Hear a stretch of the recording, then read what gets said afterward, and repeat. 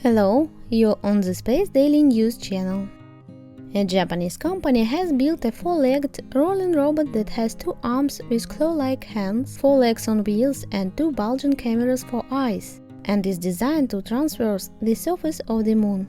The robot, called the R1, was designed and built by GITAI in partnership with the Japanese Space Agency. A recent test run, carried out at an agency facility that mimics lunar soil, shows the robot roving around the bumpy terrain on its four wheels, unpacking a series of parts using clamp-like hands and cinching together the base structure for a solar panel. The R1 is one of several robots that GITAI has developed for various purposes.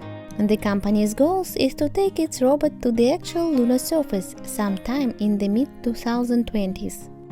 The robot also can throw a few additional exercises, meant to test how well it can traverse bumpy terrain, hills and potentially collect a lunar regolith sample.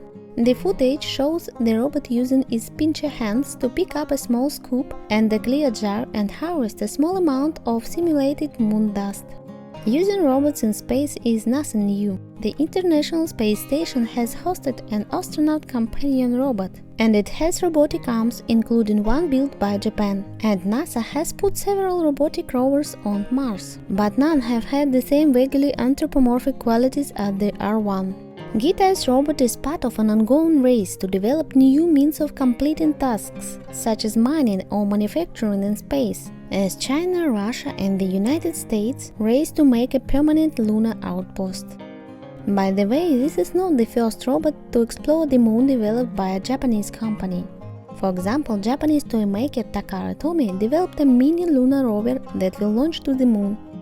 And you can learn more about this robot at the link in the description to this video. Space Daily News with Julia. Stay tuned!